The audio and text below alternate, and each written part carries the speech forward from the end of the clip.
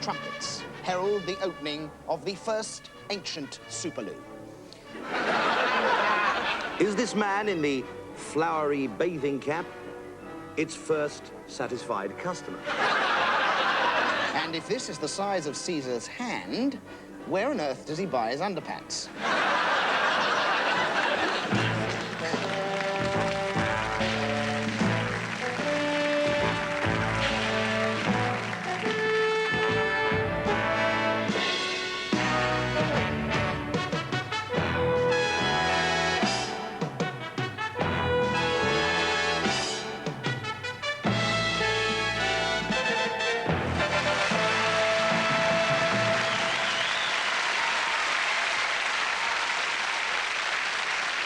Today we travel forward 2,000 years to look at a new civilization fit to grace the front of any Thomas Cook brochure.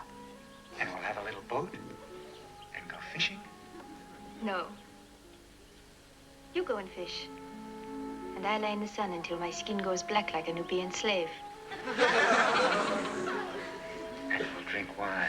Lots and lots of wine. And you will fall out of the boat. No, on the terrace in the evenings. And we'll watch the slaves coming back from the fields carrying their baskets of grapes and singing. Grapes? Yes, they're big, round berries, and they climb. And then you drink that? And the sun always shines there. It almost never rains. And it's the most beautiful place in all the world. Ah, yes, Swansea. And? Yeah, I think we better leave these young holidaymakers to their dreams of ancient Rome. Yes, because it is, in fact, ancient Rome we're dealing with today. Until we began researching the subject, my impression of the average Roman was of an oily little chap in a red frilled shirt who appears in a haze of black pepper and calls you dottore in the hope of getting a big tip. A vain hope in your case, I'd have thought. However, that wasn't always the case. Today we're looking at pre-breadstick Rome, before the invention of the lambretta. The glory that was Rome. Everything in ancient Rome was big. The crowds, the buildings, the squares, the trendies, the noses. Let's just look at this enormous torso, the gigantic legs, the vast sword, and the huge... Well, almost everything was big, obviously. The Romans had everything. Designer underpants, enormous dive-in bidets, 24-hour emergency circuses with scantily clad elephants. And if you look here closely, the origin of the Mohican haircut. And here, the legendary brothers Caravaggio with their amazing synchronized shuffling routine. And even if you're arrested for drunkenness, the entertainment didn't stop. For in every police station, the fun went on and on. Roman police were only too delighted to spend their off-duty hours entertaining all those who were in detention. Yes. In fact, even the fire brigade were not averse to mucking in. Although for some, the sight of scantily clad policewomen grappling erotically proved just a little too much. What happened? What destroyed Rome? Barbarian hordes? Inner corruption? The invention of spaghetti vongole? What caused this terrible collapse? And that's the question we'll be wrestling with tonight. So let's start by taking a look at an average day in Rome. It's 9 o'clock in the morning. The usual log jam of chariots and marching armies at the Trojan flyover. Yes, Rome is waking up. Its army is on their way to work, but you can't spend all day enjoying military parades, unless perhaps you're a Russian, so let's go inside. The Romans were great lovers of art and culture. They composed beautiful music and inspiring poetry. They built long and extremely straight roads. They constructed aqueducts to carry water to their elegant villas with underfloor heating and mosaics depicting dolphins at play. Yeah, just a minute. I'm sorry about this. I'm going to have to stop here just because I can't help noticing that all we seem to be seeing, like, is pictures of people with no clothes on, sort of drinking great quantities of wine and sort of indulging in flagellation and things like that. Yeah. Well, I'm sorry. I mean, we did look very hard for footage of people building aqueducts and navigating. Well, you could call that navigating of a sort, I suppose. So, what does that tell us about the Romans? Well, just this. They were all conquering, extremely intelligent, and they gave great parties. The Romans were, in fact, the English of their day. British. Oh, right, the British of their day. Yes, well, actually, because the Welsh are British, as a matter of fact. Oh, yeah, the Welsh, yeah. I mean, yeah, that's right. They're really all conquering, aren't they? And they're very intelligent. They give fantastic parties, don't they, the Welsh? Yeah.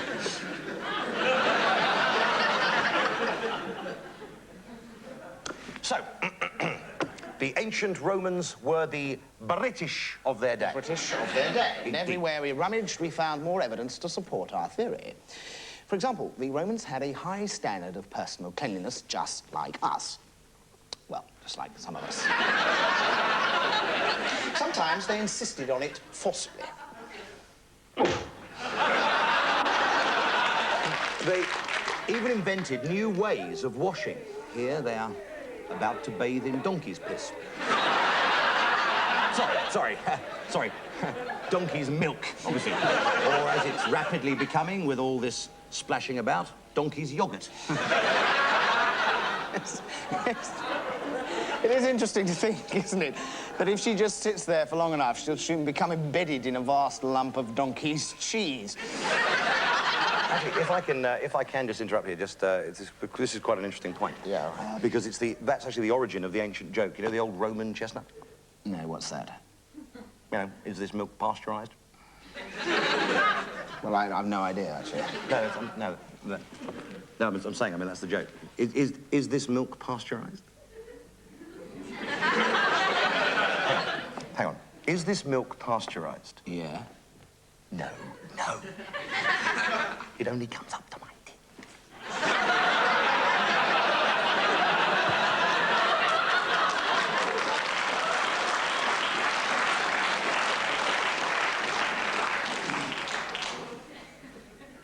Yeah, well, actually, I don't think they'd invented pasteurized milk at that time. And here's another example of how, like us, the Romans were. They were obsessed with sport. This particular sport was known as tossing the barbarian. Extremely popular, that one, an early pub game from which, of course, we derived shove halfpenny. When we got tired of that, there was always bonking the barbarian.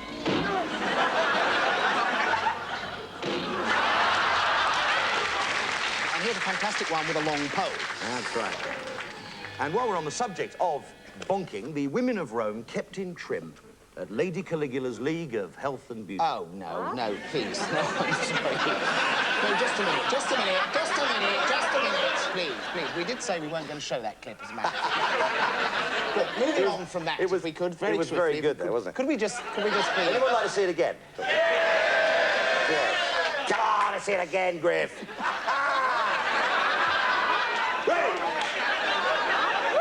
They're really putting their backs into it, aren't they? Have we finished now? Yes, thanks. Good. Yes, now, so there we are. Love of sport, love of animals, a sense of fair play, and an interest in young ladies' bottoms. The jigsaw's beginning to fit together, isn't it? And it comes as no surprise to find that the Romans also built the first motorways, the Via Appia, the Watling Street gyratory system. The M1. Yeah, well, actually, they didn't actually build the M1. It's pity, really. If they had, perhaps it wouldn't be falling apart so fast. And with motorways, of course, came motorway madness. Melissa is driving the Cabriolet GTI 2-horsepower roadster with the go-faster spokes and the gold trim. This is just damn silly. I mean, a couple of kids out joyriding, a flagrant disregard for the highway code. I mean, look at that, right on the hard shoulder. It's disgraceful. I mean, that pair there should be breath tested. Better watch out for the radar trap. Here it comes, yes, there we go. But the traffic cops were never far away. And look at this. Pitch dark and not a headlight in sight. And this piece of film here was actually taken on the Appian bypass at 4:30 on a Friday evening in the year 67 BC, and there was a fog warning. Nothing's changed at all. Typical Italian driving, yeah?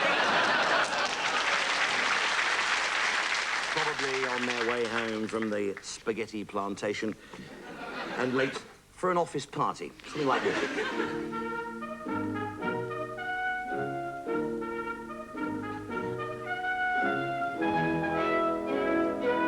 Fantastic, eh? And if that's the office party, I'm surprised they actually bothered to turn up at all. However, when they did turn up, like as not, one of the young lads in accounts had probably organised one of these.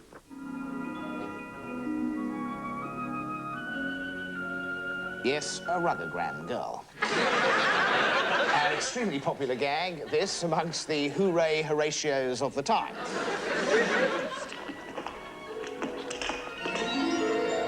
All hail Cleopatra, kindred of Horus and Ra.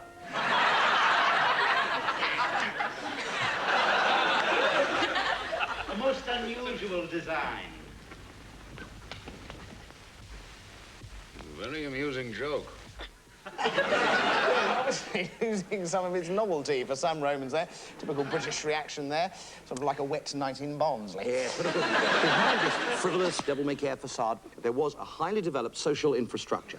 The government took a very firm stand on industrial relations, most particularly with their National Union of Mine Workers. But like Britain, the empire suffered from massive youth unemployment. Their solution? The ancient Roman Youth Opportunities Training Scheme, where youngsters were taught to think for themselves, stand on their own 2 feet, develop life skills, and most important of all, dodge large balls with spikes sticking out of them. Yes, they trained to be gladiators. Tough, intensive, but at the end of it, each trainee was guaranteed a job for life. Or 10 days, whichever was the longer. Now, as any schoolboy knows, the fate of a beaten gladiator depended on a simple turn of a thumb. And this decision, too, was linked to unemployment. If there was a glut of school leavers coming into the jobs market. Or there were adverse seasonal factors. Oil prices going up. Oil prices coming down. Indeed, just like today, it was so rare for things to be looking good that we only found one instance of the emperor doing this. And that was for these two strapping combatants. And who wouldn't? Perfect physical specimens. Girls trained to the hilt. Probably started off at Lady Caligula's Health and Beauty Centre. Oh, for heaven's sake. Please, please, we don't want to see this again. Oh, well, I do. Well, there we are, ladies and gentlemen. Well, Yes, sir. Look, we need to take a break now. Oh, good. I can watch it during the break then. Yes, you can.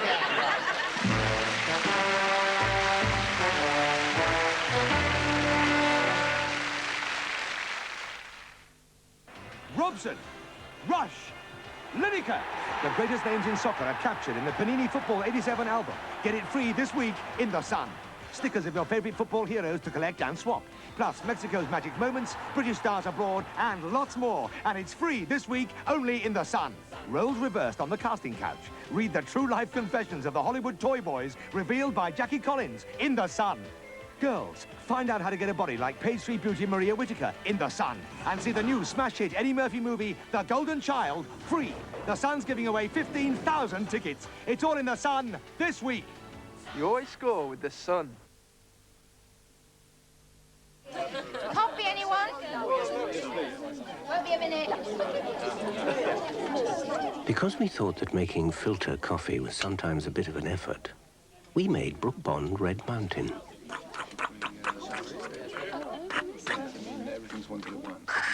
It's not that Red Mountain is freeze-dried, so it tastes fresh and richly roasted.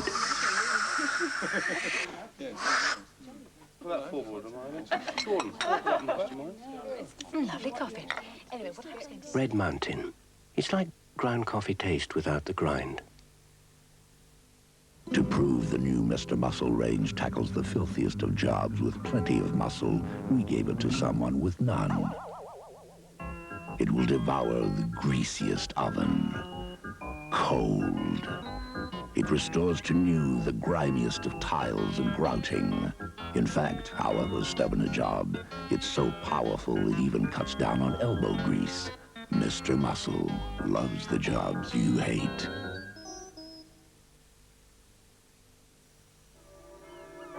Most life assurance will see that you're well provided for if you're left on your own.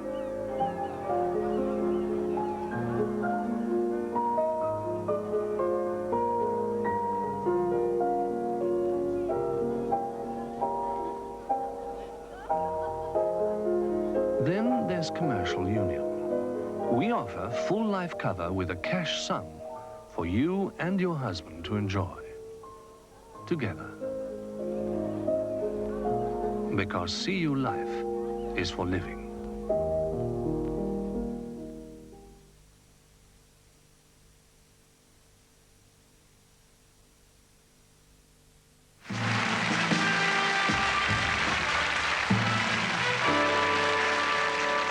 Sex. Is that all you gladiators think about? Yes, the good old gladiators were indeed obsessed with sex. Here, 3 naked combatants wrestle with... Hang on, what's this? So this isn't sex. No, it's history, Mel. We're finished with sex. Well, this lot certainly are, anyway. This lot are, in fact, a very important and influential group of people. Recognise them? The women with the bedspreads on their heads. The faraway look in the eye. Yes, it's the Galilean branch of the CND. No, actually, no, it's the early Christians, characterised by their unflinching dedication to their cause, their goodness of soul, and an overweening desire to wander around in large crowds.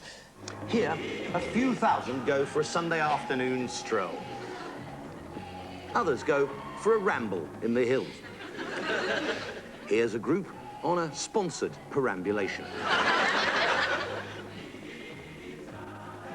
Have they come the right way? Have they head off in the other direction? I'm still not sure, are they? Well, better get back to some more generalized milling about. The Romans were confused by this behavior and employed subtly camouflaged spies to try and find out just what was going on.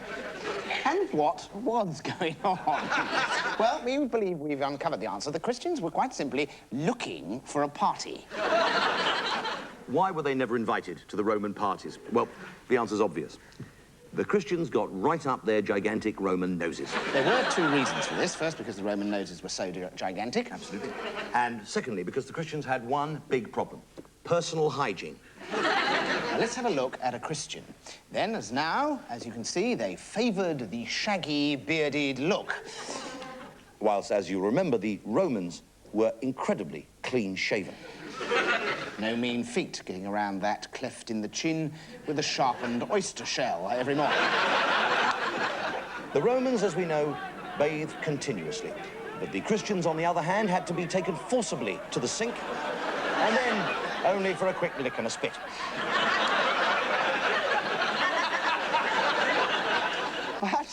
But there was another reason why they irritated the Romans.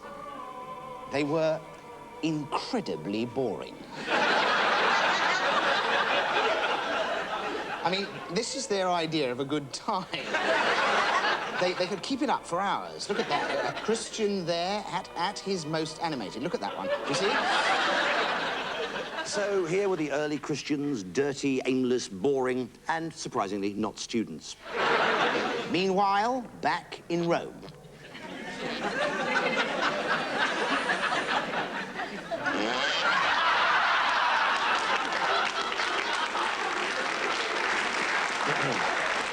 A typical reaction to the news that the Christians were coming.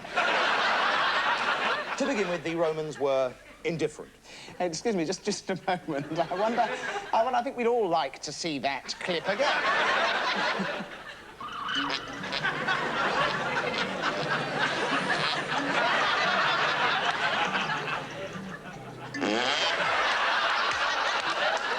Yes, I was right, wasn't I? There he is, isn't he? There we are, that's him. Who? Well, come on, there's the portly form.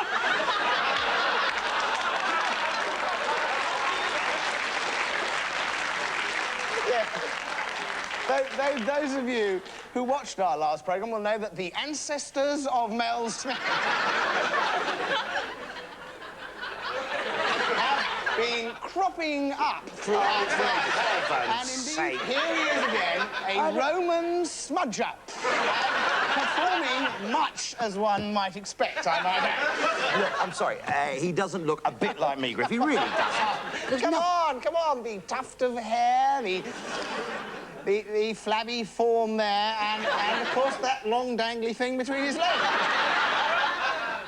Yeah, I see what you mean, yeah. Okay. So, to begin with, the Romans treated the Christian threat as... so much hot air. Yeah. When the Christians finally meandered into Rome and the two peoples met, well, the Romans were shocked. For a start, look at this. Do you recognise her? The headscarf, the heavy lipstick, the what exactly do you think you're doing, young man? I must get on with my flower-arranging expression. Yes, you're right. This is the precursor of the Women's Institute, the early Christian woman. Here she is again. She's been invited to a really groovy party, but she doesn't want to jive. She certainly doesn't want to do that, whatever it is. I mean, why on earth did she bother to come in the first place? She's no fun at all, is she? Nice to see, though, that it doesn't dampen the Romans' enthusiasm. And undismayed, he decides, well, to bite her nose off. We're talking about a clash of cultures here. I mean, let's face it, the Romans knew how to have a good time. A hefty, leather-clad companion. As in the old days? As in the old days. A hog's bladder full of Valpolicella, and Henry Mancini's orchestra playing in the background. What more could a man want? And it is only 9:30 in the morning.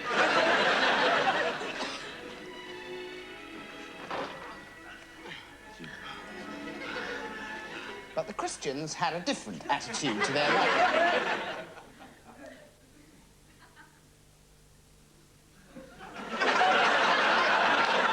Yes, Palestinian burgundy, I think. The Romans were a tough people. They determined to weed out the Christians wherever they found them. Yes, he might have shaved his beard off and had a bath, but he couldn't get rid of the faraway look in his eyes.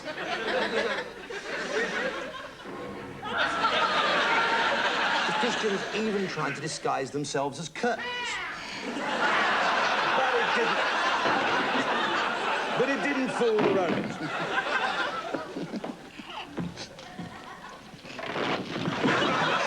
They organised crack, long-range Christian killing outfits.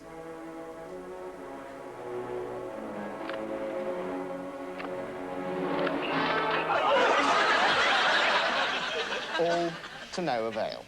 Everywhere you looked, there were still thousands of Christians milling about in all directions.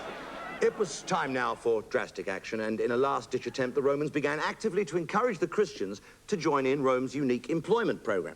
And so, to the lions they went. A man struggling for his life here with an enraged pyjama case. The disappointment was too much for the average Roman to take.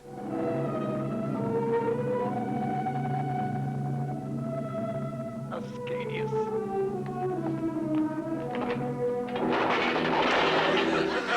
Yes, the Roman bathers threw in their towels in despair, and they took the only way out. Rather than let it fall into the hands of the bearded, unwashed ramblers, they destroyed their own great city. So there we have it. Victorious Rome, so like England today with its parties and its milk baths, its aerobics, its motorway madness and its ruggograms, was coping with its unemployment problems successfully and keeping its streets clean. And yet, the great party that was Rome fell prey to the insidious and extremely slow infiltration of the Christian gatecrashers. So, if you're having a party and a man knocks on the door sporting a beard, wearing a smock and sandals, and with a faraway look in his eyes, saying Matthew, Mark, Luke or John said it'll be okay, beware. Make very sure that there aren't 2,000 or 3,000 Christians milling about behind him, hell-bent on spoiling your party. Next week, we'll be looking at the Middle Ages and asking these questions. Why did the baddies all wear skirts? And why did the goodies all wear tights? And were they really as keen on aerobics as the Romans? Oh, no, for heaven's sake. Yes! No! That's quite enough of that, please, yes. Roll the credits, please.